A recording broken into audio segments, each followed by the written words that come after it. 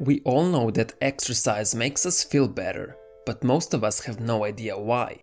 We assume it's because we're burning off stress or boosting endorphins.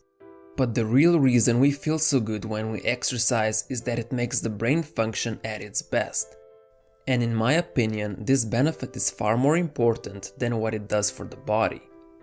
Building muscles, conditioning the heart and lungs are essentially side effects. The real point of exercise is to build and condition the brain. In today's technology-driven, plasma-screened world, it's easy to forget that we were born to move. Nowadays we spend most of our time sitting behind a desk or lying on the couch, and we have basically removed movement from our lives. This has become a norm in the past century, but we must remember that we didn't evolve for this type of sedentary lifestyle.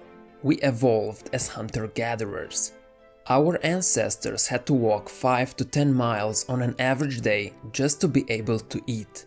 Since it takes tens of thousands of years for our biology to evolve, you can see there's a huge mismatch between our lifestyle and our genes. Today we no longer hunt and gather, and not only is that a problem, but it poses one of the biggest threats to our continued survival. 65% of America's adults are overweight or obese, and 10% of the population has type 2 diabetes, a preventable disease that stems from inactivity and poor nutrition. We're literally killing ourselves, and it's a problem throughout the developed world. What's even more disturbing is that inactivity is killing our brains, as well as physically shrinking them. Now you might be thinking, why would our brain shrink if we don't move as much? What we really need to ask ourselves is, why do we need a brain at all? You might say that we have brains to come up with ideas or to analyze different situations. But the answer is that only a mobile creature needs a brain. The brain's main purpose is to perform complex motor movements. For example, a koala used to have a much bigger brain than it does now. However, once it evolved its digestive system to survive on just eucalyptus leaves, it meant that less movement was required. Fewer complex movements also meant less brain was needed, so the koala's brain physically shrunk. This is important information, because guess who's running the show? Your brain. The brain isn't a fixed organ that cannot be changed. It's adaptable, and it can increase in size like any other muscle on your body. Or in the koala's case, decrease in size. So guess what turns out to be the best thing you can do for your brain today? That's right, physical exercise. Particularly high-intensity aerobic exercise. Going to the gym and lifting weights every 10 minutes like many powerlifters do doesn't seem to have such a powerful impact as high-intensity exercise does.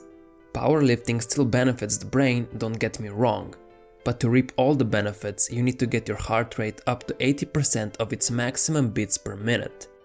So what exactly are those brain benefits I speak of? Well, besides preventing your brain from shrinking, you can expect an improved ability to learn and absorb new information. It's been shown that students with higher fitness scores also have higher test scores.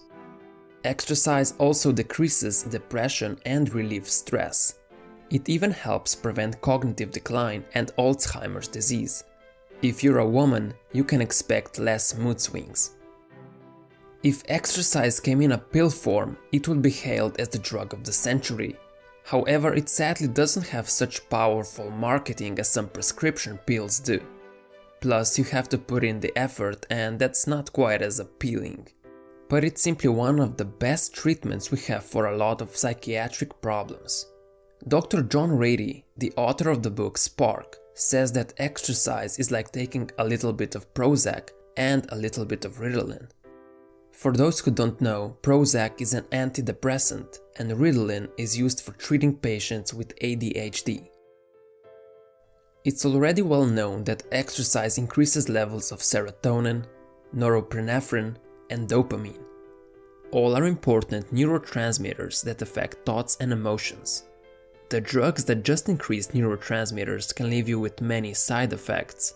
But when you exercise, your brain will not just increase the neurotransmitters, but it will also balance them. It's no secret that some women get crazy mood swings when it's their time of the month, but really it's not their fault as their hormones are out of balance. Exercise will help tone the negative consequences of hormonal changes, and for others it will enhance the positive ones. But overall, exercise has the most profound effect on learning. Right now, the front of your brain is firing signals about what you're reading and listening to, and how much of it you soak up has a lot to do with whether there is a proper balance of neurochemicals and growth factors to bind neurons together. If you had half an hour of exercise this morning, you are in the right frame of mind to sit still and focus on this video, and your brain is far more equipped to remember more of it. A 2007 study found that people learn vocabulary words 20% faster after they exercise compared to when they remain sedentary. This is all thanks to a protein called brain-derived neurotrophic factor, also known as BDNF. BDNF nourishes brain cells and makes them grow. Just like a plant fertilizer supports plant growth, BDNF acts as a brain fertilizer. A 2013 study showed that just 20 to 40 minutes of aerobic exercise increased BDNF in the blood by 32%. This makes perfect sense in light of evolution. If we go back to our example of ancestors, the only reason we need an ability to learn is for the sake of survival. Basically, to find food and shelter, or to remember which animals to avoid. Back in the day, whenever we moved, it meant something important was going on. We had to escape from a predator, or remember the path we took so we didn't get lost. However, when we were resting, it meant nothing important was going on.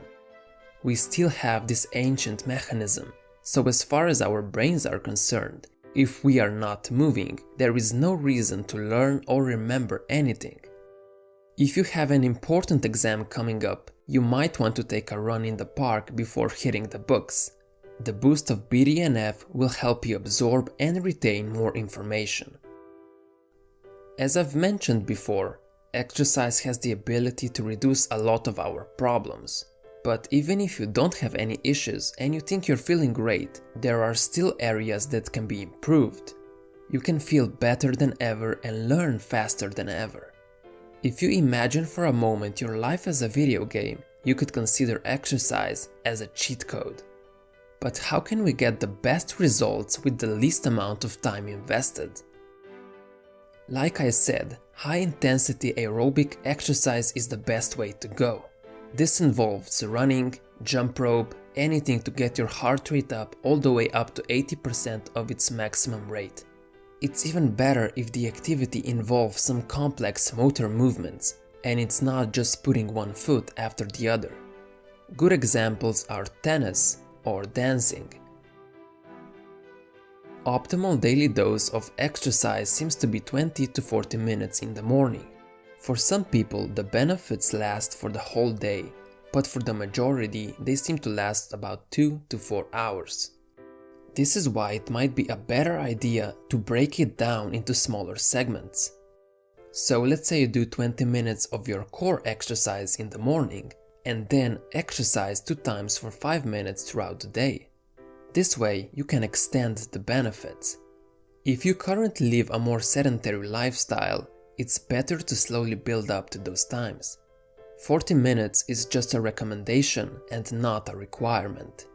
It's up to you to find your optimal dose depending on your schedule and personal needs. All of this information about the brain and exercise was found in John Grady's book, Spark. If you enjoyed the video and would like to learn more about this topic, you should check out the book.